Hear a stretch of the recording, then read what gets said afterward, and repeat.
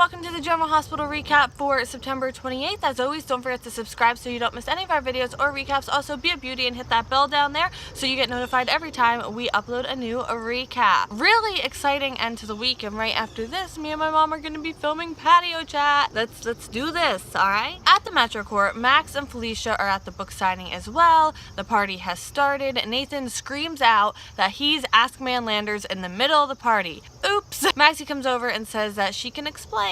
Maxie tries to damage control. The theme is we're all Ask Man Landers, and Spinelli's like, no, chicanery. I love that word. He openly accuses Amy and Nathan of having an affair, and this turns into a total circus. Nathan says enough is enough.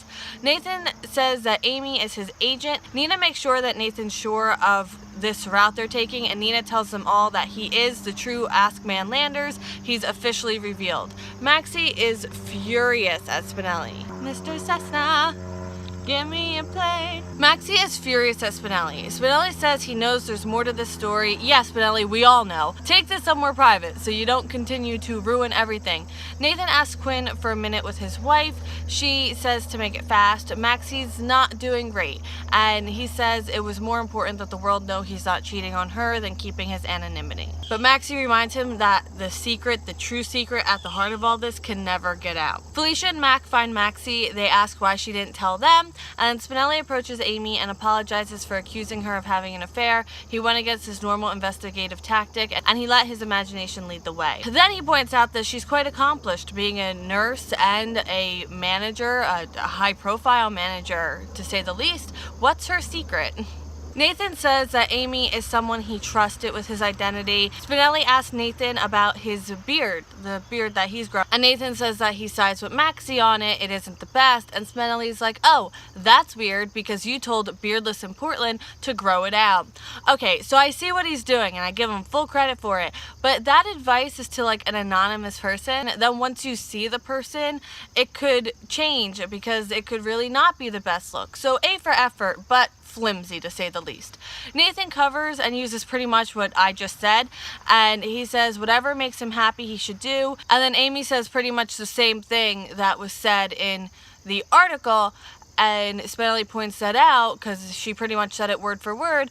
They're just so in sync like that, don't you know? Mac and Felicia take Nathan aside. They got lots of copies of the book for presents for people. Then Maxie takes Nathan to the terrace. He tells her Spinelli is asking really tough questions, and Nina still wants her exclusive and takes him away from Maxie. At the long-term facility, Sam calls Monica and lets her know that Jason is back. Elizabeth and Franco come into the hospital where Monica is, and Monica tells Elizabeth that Jason is awake, and now like kind of back at the facility, Sonny is with Jason, and then Sam comes back in the room. Jason tells Sonny as much as he loves him, he can't take risks like this anymore, and he hopes that Sonny can accept this. Sonny totally understands 100%, but if we're real, it really wasn't Sonny's fault about the shooting, but they did kind of have it under control, but I guess that's none of my business. Jason has to find a new way to be himself. Sonny totally understands. He wishes them all the happiness in the world. At Kelly's, Carly is like, what do you mean, Michael, that you're not going to your grandmother's party? What? Say what now? Carly asks why. Apparently Nelle isn't comfortable being there. And Carly's like, what? Is it her or us now? Because now she's totally like has Sharon's conversation in her head and is like, oh my goodness. It's happening. But Michael says that this was his idea and not Nelle's idea. Carly thinks Michael can't see straight and he wants her to back off. Carly tells him not to be a stranger when he and Nelle start to move in together, and he says they're not living together, and Nelle never asked him for anything. Michael's like, what, you think I'm being played? Like, you think I'm an idiot? You think I'm that stupid? And then Michael leaves, and Sonny calls Carly. Jason's awake, and she's on her way. At Nell's, Sharon is at Janelle's place. Sharon wants to be let in, and she'll tell her why she's here. She won't let Nelle hide. Nelle is happy here in Port Charles, and Sharon's like, of course you are. You could just move on. Nelle says that the police and DA believed her. So what's your issue? If she knows what's good for her, she'll just go back to Florida. And like she gets in a really threatening tone, and Sharon's like, or what, you gonna kill me? And honestly, Zach loved Nelle because she made it on her own. Nothing was handed to her, and Sharon sees how much she twisted him. She asks Nelle if Zach saw the truth right before he died, and Nelle tells her to get out, but she's there for something. Nelle says she has nothing, so don't even think of a civil suit, and Sharon says she's here for something else. Nelle is a thief, and Michael comes in and is like, "What are you doing here?" Nelle makes the awkward introductions. Michael tells her she needs to leave, and Sharon wants the ring. Nelle still has the engagement ring that was a family heirloom, their grandmother's. Nelle says that she doesn't have the ring, she lost it, and she doesn't seem remorseful at all. Like, if I lost someone else's family heirloom, I would be beside myself. Like, I can't even imagine that. Just imagining losing something that valuable to someone else gives me anxiety, okay? Sharon says she's anything but careless. Nelle invites her to search the apartment, and Sharon's like, "No, I'm sure it's in a safety deposit box." Michael's like, "Okay, you're done here." But Sharon warns Michael one more time. She tells Michael Zach would have really liked him. Nelle is poison. Don't find out the hard way.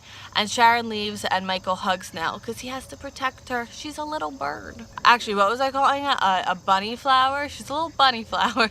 At General Hospital, Monica tells Elizabeth that Jason is looking at a full recovery. Franco gives Monica the check. He's putting Kiki through medical school, and maybe with the rest of the money, art therapy can be reinstated and be donated also to the Women's Health Initiative. He's trying to make amends for his past crimes. Monica will bring it up to the board at the next meeting. Monica is going to go see Jason now, and Franco thinks that Elizabeth should go too.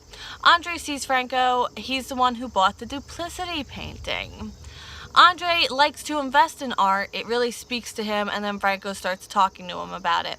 Franco asks if he can talk to Andre confidentially. Okay. He shows him the picture of the two boys, and Franco fills him in on the whole history and recent events. He can't tell anyone about this. He's not lying, but he's omitting, and Andre asks what he's really afraid of. Back at the long-term facility, Carly comes in to see Jason. Things are changing. Jason is walking away from them to start his new life. He's been trying to straddle both worlds. He wants the best of both worlds. I never watched Hannah Montana. I just know that song because it was a clogging song for like a whole year. But anyway, he has to be there for his family. Sam says that this is his decision. She's not pushing this in any way, and she hopes they can accept his choice. Elizabeth and Monica come in. Jason asks Elizabeth how she is. Jake is going to be over the moon hearing about this. Jason says that she can talk about Franco if she wants to. It's not going to upset him. And she says that, he's in a really good place right now. Carly and Sunny are outside the room. Carly's sad. She'll always miss who Jason used to be. And Carly tells Sunny about the conversation with Sharon. She tells him about the isolation and that Michael is already starting to isolate. And now end scene. The signing party is wrapping. Spinelli thinks that Maxie hates this, but she says it's a win-win for everyone, and Spinelli thinks maybe not for Maxie. Michael doesn't want Nelle to worry. Nelle feels Zach's death is going to continue to haunt her. Nina calls Nelle. She needs her to come into the Metro Court right now, all hands on deck. Sunny reminds Carly Michael is his own person. He's a realist. He's practical. If Nelle shows who she really is, he'll leave her, and Carly worries it'll be too late by then. Michael finds the engagement ring. So he had offered to unpack some of Nelle's stuff, and Nelle's like, okay. So he's going through a box, and he drops this book, and the book is a false book, okay? It's all Shawshanked, hollow inside, and the engagement ring is in there. And he's like, Monica leaves to rally the kids. Sam is supportive of Jason's decisions. The card for Franco's show is left in Jason's room. On the other side of the print is the duplicity painting. Andre asks Franco if he's afraid of Elizabeth finding out something else about him. Franco then he just pays for the session and leaves, no follow-up, and Jason is now looking at the duplicity painting. Alright, so that is it for the 28th. I will be back with you in 2 seconds for yesterday's Fridays. Okay, let's do this. Bye!